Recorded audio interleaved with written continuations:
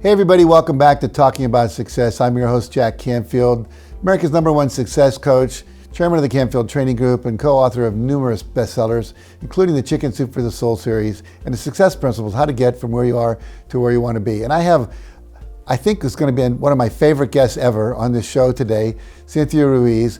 She is many, many things. She's an author, she's a professor, she's an executive coach, a leadership expert, a motivational speaker, and a Cherokee citizen. And we're going to talk about that in great depth today.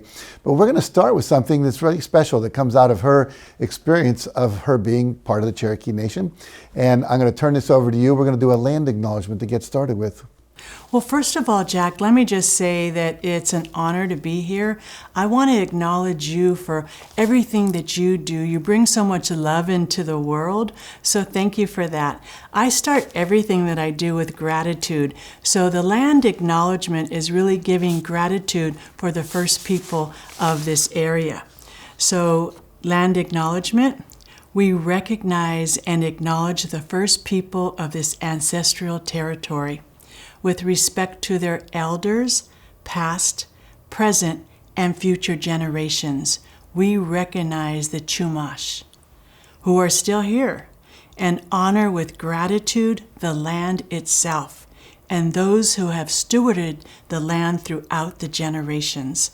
We honor and respect the many indigenous peoples still connected to this land on which we gather.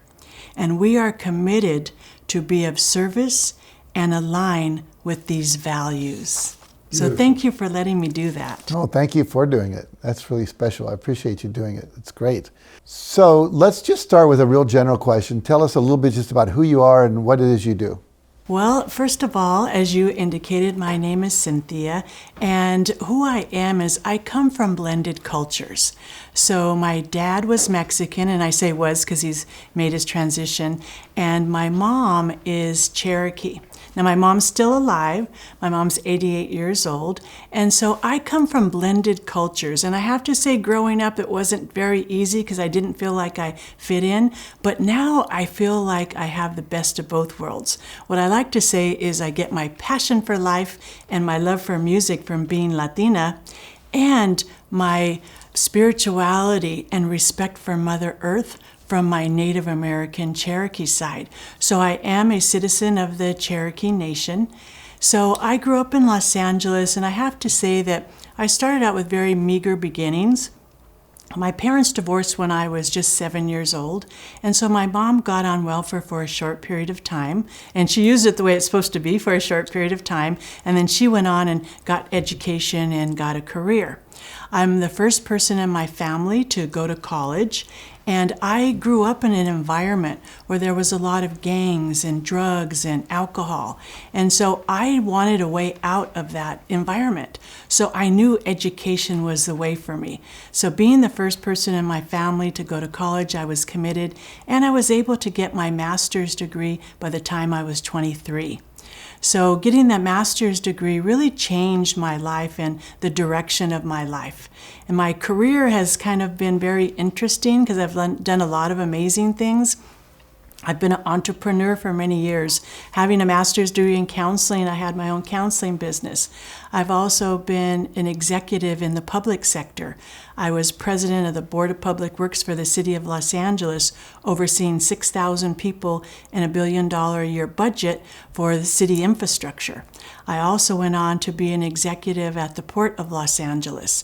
So I've done a lot of different things, and today I am president of the city's pension board, and the pension fund of the City of Los Angeles is a multi-billion-dollar portfolio.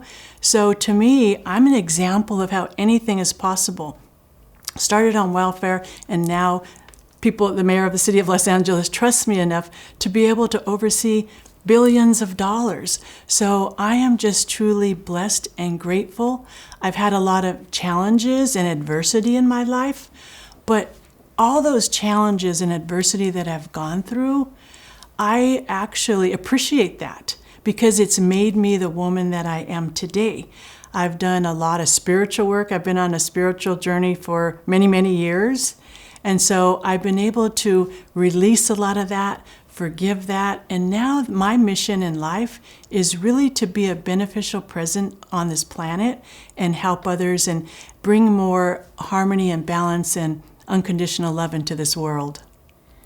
Well, that's a really valuable commitment at a time when we really need it, to be a beneficial presence on this planet. I don't think we've ever needed it more. You've written a lot of books, and now you have a new book out called Cherokee Wisdom. Talk about that book and why you decided to write it. Well, yes, I've written a lot of books, not as many as you, but I've written several books. And Cherokee Wisdom, to me, is very important because it's about sharing the knowledge from my ancestors. Well, with the Cherokee tribe, we're the largest tribe in the United States. There's 572 federally recognized tribes, and the Cherokee's the largest. We have 370,000 citizens. We have lessons from our ancestors, so I can't say that this is original content that I developed. Right. It's really passed on for the generations. And with the Cherokees, what we're taught, first and foremost, is to live in harmony and balance.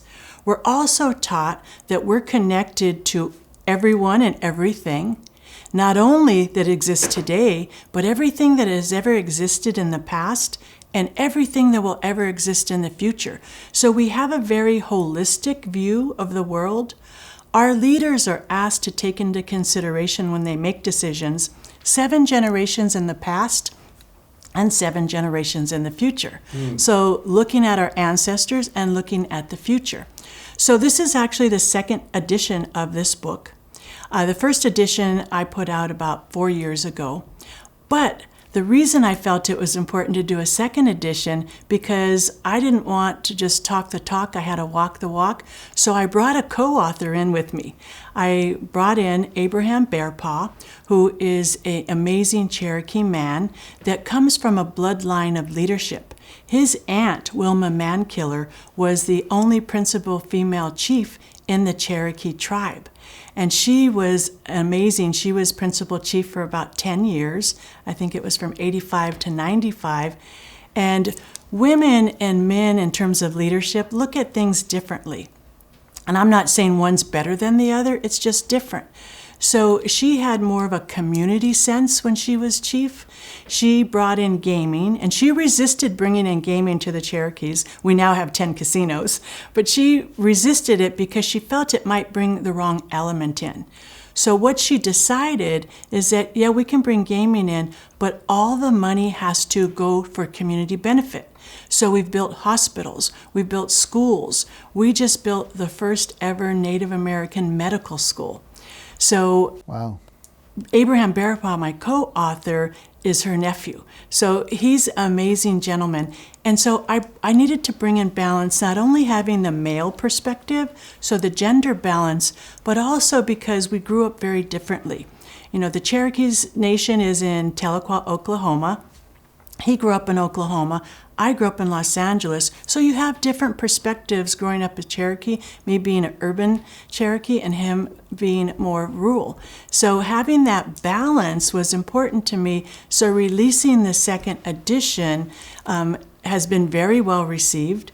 And it's just something that I think not only helps my community of Cherokees, but when you really think about it, because right now life is so complicated with the COVID and everything that's going on and the politics, so it's about simplicity. Let's keep our life simple. And sometimes looking in the rearview mirror with the simplicity could help us get to the future. I love the thing about 7 generations in the past and 7 generations in the future. When you're working in Los Angeles in the government, and you're running a pension plan and you're doing all the other things you were doing before that you mentioned, do you actually think about that 7 generations in the future when you're doing that? Well, when you're overseeing a pension fund, you're really looking at 30 years in the future. So yeah, but how I apply that in my life is I'm a big environmentalist, and I really believe we have to ask ourselves, 7 generations in the future, what is this world going to look like? What are we doing to Mother Earth? Is there going to be anything left for future generations? So we all have to come together and do our part individually and collectively to make sure that Mother Earth can survive. and thrive. And it's been interesting through this whole COVID process. I go hiking on a regular basis, and it's pretty much in an urban environment that I hike. But now I the other day on the hiking trail saw a deer. I'm seeing more life come up because the humans are being quiet for a minute. So it's allowing the earth to breathe. It's allowing, the animals to really kind of reconnect and really thrive. Yeah, I have friends in India, and they're telling me they're seeing tigers now and deer and all kinds of things they never saw before that are coming out because the traffic's not as bad and there's not as many people out on the roads and in the parks. I saw a cartoon the other day. It showed the first frame was people looking at animals in a zoo, and the second frame was animals looking through a pane glass window at all the people that were sheltered at home. But you know what? It's been interesting because through this process of COVID-19, the universe has given everybody a timeout. Right. And I do believe that as we go through this transition, and transitions, as you know, are not always easy, but it allows us to really take a look at our life and figure out what's important. In the past, success has been defined only by money, by stature, a title. Now we're saying, you know what? There's other ways we can define success. Work-life balance, having good relationships. So it's been quite incredible because you have a lot of people thriving and a lot of people that want to go back to the way that things were. They've gotten stuck. So I am actually excited about the opportunity to really be quiet and sit home and really think and contemplate what is it that I really want out of my life, and how can I be a beneficial presence on this planet? Well, I think you're being a beneficial presence on this planet just by being you, but I get the idea of like all of us sitting around thinking a little more about, hey, I like being home with my wife more than I've been on the road in the past, so I'm looking at how can I do that. We talk a lot about the new better instead of the new normal. And the idea that maybe the future can be actually better, not go back to the old normal, the new normal, whatever that is, but actually what can we learn from this in terms of like better work-life balance, more time with our family, better health. Someone said the other day, you're going to come out of the pandemic in the lockdown either as a hunk, a chunk, or a drunk. Meaning you're either going to work on your body, or you're going to eat too much, or you're going to drink too much. And we see people doing all three of those. A lot of people don't have really good skills for how to manage themselves when they don't have all the usual distractions in their life. That's, I think, one of the things that our schools, we're not teaching psychological education, if you will. Now, I'm curious about your book. Tell me, what's another piece of Cherokee wisdom that we who are not Cherokees, but we're all humans, what can we learn from this book? So what I share is what we call attributes for leadership. So it's really our cultural values. Now, what is important to us? Well, integrity. Integrity is so important. It sounds so simple, but what is integrity? The way we define integrity is doing the right thing even when no one else is looking. Mm-hmm. Sometimes it's easy to do the right thing because somebody else is looking and you're like, okay, I better do the right thing. But when nobody else is looking and it's just you doing the right thing. It's also about leadership. Lead by example. And a big one out of the book that we're lacking in today's society is humility. Our leaders are humble. In our society today, we feel if you're humble, you're weak. I believe that you could be humble and confident. They're not mutually exclusive. You can have both. And especially when we look at our elected officials, some of them need to be humble. They forget that they're there to represent the people. Right. They're not better than anyone else. They just have a different job and different responsibilities. But I've been around politics for many, many years, and people, their egos get overinflated. So humility is something that I think all of us can learn from. I strive to be humble because I realize at the end of the day, we are all equal. We're all part of the human race. Just because I have a particular title in front of my name, commissioner or president or whatever, doesn't make me better than anybody else. It just gives me different responsibilities. Also, one of the things from the book is teach. If you have knowledge that you've gained, then teach others to help them in their lives. Now, I'm certainly not saying I know everything, But I've been through a lot and I've learned a lot. So if I can help others with their life through what I've learned, then I want to share that knowledge to help them. Beautiful. Now you have a given Cherokee name, and it's really very beautiful name. Share with us the name and how you came to have that. So my name Cynthia actually means moon goddess. So goddess. As you can tell, I love moonstones, and I've always done full moon ceremony. And so as most of my adult life, my nickname was Moon Goddess. However, a few years ago, I started having a longing for my Cherokee name. However, your Cherokee name is usually given to you by your grandmother or a female in your family. Well, unfortunately, my grandmother has made her transition, all my aunts have made their transition, and my mom has dementia. So I'm like, oh, how am I going to get my Cherokee name? I was a little bit disappointed, but I had traveled to Cherokee Nation for a conference, and I had the opportunity to meet this gentleman. His name's Ernie Frost. He's a Cherokee Red Fire priest that does ceremony. So I said, Ernie, how am I going to get my Cherokee name? He said, I'll help you. I said, okay, come on, when do I get my name? And he says, have patience. I'm like, okay, patient. I guess I have to have patience. So actually a couple of years went by.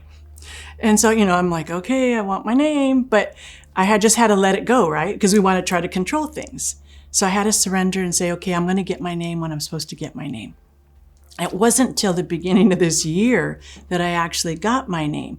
He lives outside of Tucson, Arizona, in a sacred area called the Valley of the Seven Sisters. So I was going to go to Sedona, which is one of my all-time favorite places to visit. And so I reached out to him and I said, I'd like to do a ceremony, a naming ceremony. He says, okay, it's time.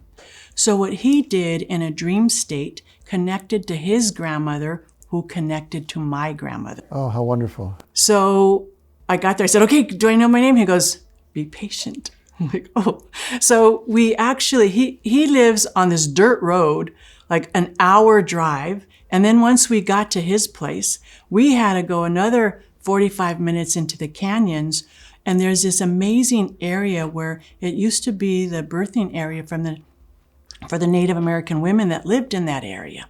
So sacred, I could feel the energy. So we did the ceremony, and then he revealed my name, and I cried like a baby. Because it touched my soul, it touched my spirit. So my Cherokee name is Lion Mother. Tedeji Eji is how you say it in Cherokee. And it's really an honor to have that name because in Cherokee culture, mothers are the backbone. They're the protectors, they're the advisors, they're the teachers. So that's such an important piece.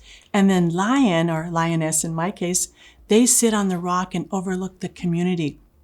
They're like the protector. So the name really comes down to being a teacher, being a protector of the community. So that comes with a lot of responsibility. Yeah. I mean, it's a beautiful name and I love the name, but it's like, oh, wow, now I feel a lot of responsibility. And ever since I received the name, February 1st of this year, everything has shifted for me. Things have just shifted, and that's one of the reasons why I issued the second edition of Cherokee Wisdom, 12 Lessons for Becoming a Powerful Leader.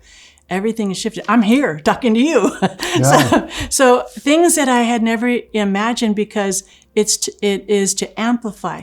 Also, the Cherokees this year are having their cultural conference. And they selected me to be the keynote speaker, which is a big honor. So things are shifting for me. So I'm very clear with the responsibility that comes with the name. And that's why I am wanting to amplify my platform and help as many people as I can bring in that love, compassion, tolerance, and harmony. We need to get your book into the hands of everyone in Washington, D.C., all the congressmen, the senators, the people in the White House. These 12 lessons, you said, that those are very needed right now in our country. So I hope you'll find a way to do that. Well, speaking of Washington, D.C., it's really interesting because the last treaty that the Cherokees had with the government actually gave us a seat in Congress. It gave us a seat in Congress, a non-voting seat, very similar to Puerto Rico, what Puerto Rico has. Right. But they never gave it to us. I mean, they gave it to us in the treaty. So last year when our new chief came in, who actually is an attorney, amazing guy, Chief Hoshkin, he said, okay, here's my treaty. I want my seat. Here's a person I'm pointing. And so she's very high level. She was a part of the Obama administration, and we can't make that happen. So unfortunately, we may have to sue, but it was promised in a treaty. So it just goes to show you how all the broken promises that... I was just going to say, the American government doesn't have a great track record for keeping treaties that it's made with Native American tribes over the centuries. But who knows? This might be the time that'll happen. You know, could happen. I think it'd be a great thing if it happened. You're a professor. What do you teach? So I teach at the University of West Los Angeles, which is a small private university. I teach in their business school. I teach leadership.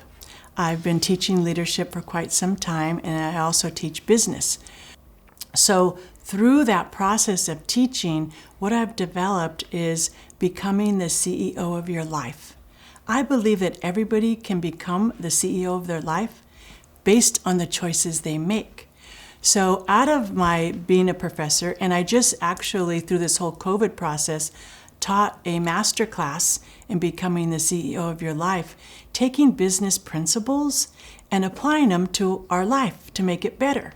So for example, a mission statement, mission and vision statement in a business is pretty normal. Well, why don't we make a mission statement and a vision statement for our life? A business plan. What I call it is a roadmap. Creating a roadmap for your life. I'm also an executive coach. With my executive coaching clients, we do 360 evaluations. So through this process of becoming the CEO of your life, I have people do 360s of their life.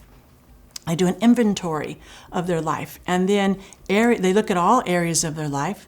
Relationships, they look at career, they look at personal, spiritual, and then they decide what areas they want to work on, set goals, set a plan, and set a timeline. So I love what you're doing. I think it's fabulous. And I love the fact that you're taking the CEO of your life metaphor and applying that to people's individual lives. Because we all need to have a business plan for our life. We all need to have a mission statement, know what our purpose is, know what our goals are that'll fulfill that purpose. If you had one main message that you wanted people to take away from this interview, all our viewers out there today, what would that message be? I'm curious. My message is I really want people to understand that they can become the CEO of their life, and it's all about the choices you make. We live in a world of free will, so we can make choices. So if you're unhappy with your life, make different choices, and I'm here to help you with that. And I really believe that anything is possible. You have to believe it's possible. You have to do the work and never give up. So true. Now, if people want to get a hold of your book, or if they want to get a hold of you, maybe they want to work with you, bring you in as a speaker, or work with you to become the CEO of their life, where do they go? How do they contact you, and how do they get a hold of your book? Well, I'm easy to find. You can go to my website. My website is my name, Cynthia. I use my middle initial M, Ruiz, so it's CYNTHIAMRUIZ.com. And if they want to buy any of my books, because I have several books, all I have to do is go to Amazon. I'm on Amazon. I'm easy to find. I love connecting to people. And like I said, I'm here to be a beneficial presence on this planet and help people, and that's what brings me joy in my life at this point. Well, I started this interview saying I thought this would be one of the more interesting interviews with one of the greater people I've ever interviewed, and you've lived up to that expectation that I had. So thank you very much for joining us today. Thank you for the work you're doing. Thank you for bringing this wisdom that we need so desperately now to us through the books and through the work you're doing. And I just wish you the best of everything, because we need more people like you doing what you're doing and having the result that comes from that. So thank you very much for joining us today. And for all of you out there, you know where to go to find this Cherokee Wisdom leadership principles that you can apply to your own life and that you can apply to any organization that you might be working with. And we desperately need these kinds of principles and values and concepts to be more present in all that we're doing right now. So you know where to go. So thank you again, Cynthia. Well, Jack, with your permission, I'd like to close it off with a prayer. Oh, let's do that. Absolutely. So I wrote this prayer. I go to Agape. I know you're familiar with Agape, Reverend Michael. I do. I go there often myself. Right. So I've been going there about 16 years now. And one of the classes I took was actually a prayer class. So our homework is to write a prayer. And at first I'm like, I can't write a prayer. Who am I to write a prayer? Then I'm like, prayer is just setting your intentions. Yeah. Let me just give people some background on Agape. Agape is a spiritual community in Los Angeles run by the Reverend Michael Beckwith. You probably saw him in the movie The Secret, and that's who we're talking about. And his church is incredible, the community, in terms of empowering people like yourself to just take that work out into the community. So go ahead. I'd love to hear the prayer. So the name of the prayer is called Gratitude to the Creator. Great Spirit, Creator, who I call God, I humbly stand before you to praise you. For you are I, and I am you. I welcome you into my heart, body, and soul. Grant me the wisdom to follow my inner voice, the strength to stay grounded while I sing my sacred song. Guide me down my chosen path with the courage to pursue what is available to me. Allow me to receive the infinite possibilities of the universe. I'm appreciative for my lessons, yet grateful for the struggles. I am comforted by the wonderful people you have placed in my life. Great Spirit, Creator, who I call God, I walk with the strength and humility of my ancestors. I honor Mother Earth for the gifts she provides. The fertile soil provides our daily food, and the gift of water is the essence of life. Open my heart to the healing of Mother Nature. We are all connected, and through this I find serenity. May I never stop being a beneficial presence on this planet. Work through me to carry the message of peace and unconditional love. Guide me to bring harmony and balance into this world. Great Spirit, Creator, who I call God. And so it is. Aho. So it is. That's beautiful. Thank you. Thank you for sharing that. I feel in a different space now, just listening to that and being part of it. Well, thank you for this opportunity. You're very welcome. Thank you. All right, everybody. Thank you for joining us. Let the words of that prayer resonate within your heart, and may you actually step into those invitations that were just issued to you. And so join us next week. We'll have another fabulous guest on talking about success.